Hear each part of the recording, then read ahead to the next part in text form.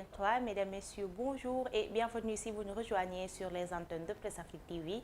C'est parti pour la revue des titres des journaux de ce matin à la une du journal Vox Populi, menace de l'année 2023-2024. Vive inquiétude autour de l'école et de l'université. La COSYDEP liste les facteurs déstabilisateurs, élections de représentativité syndicale, camp de football, campagne électorale et présidentielle, réchauffement du front social. Ces quatre grandes recommandations: maîtrise des facteurs endogènes, anticipation sur les facteurs exogènes, mise en œuvre des réformes annoncées, résolution de la crise universitaire. Les politiques invités à décliner leur ambition pour l'éducation tout en l'épargnant des rivalités politiciennes. Pendant ce temps, le journal Bisbi le Jour s'intéresse sur la situation de faillite de la Sonacos. Gangrène, c'est le titre du journal. Difficile collecte des graines d'arachide. Les travailleurs se tournent les pouces. 20 milliards pour huiler la société. Le DG Kibili Touré reçoit les syndicalistes ce matin. Les Échos, lui, s'intéresse sur l'exercice illégal de la médecine à Golfe Sud. Une sage-femme d'État déférée au parquet. Elle ne détient ni autorisation d'ouvrir, encore moins exploiter un cabinet paramédical. Vous pouvez lire l'intégralité de l'article à la page 3 du journal.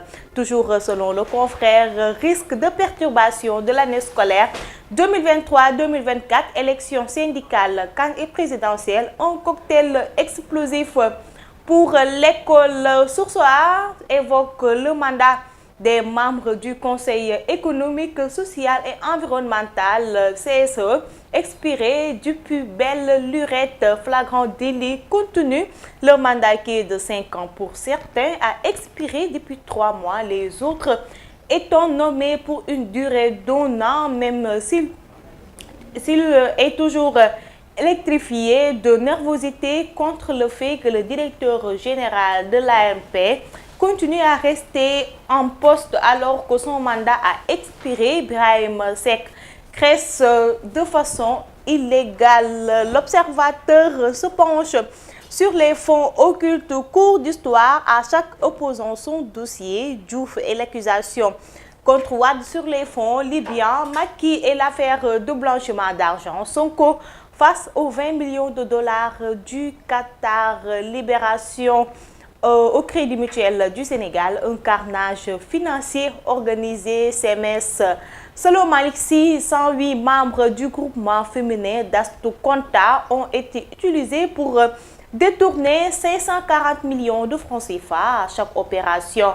Les prêtres non recevaient chacun 200 000 francs CFA que le banquier Moussa Sagna présentait comme des aides financières. Et le sport pour boucler CAF Award 2023, joueur africain de l'année au Sénégal, finaliste, une première depuis 2016. Sadio Mané, la fin d'une longue régularité. Aliou Cissé pour sa propre succession. Ballon d'or Salah, Hakimi et Osimhen.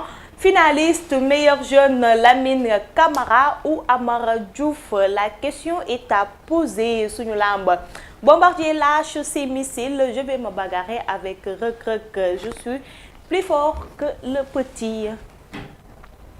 Et c'est la fin de cette revue des titres des journaux. Merci de l'avoir suivi. Continuez à regarder nos programmes sur Presse Afrique TV HD et à nous lire sur presseafrique.com. Quant à moi, je reviens dans 1 heure pour le journal des JT.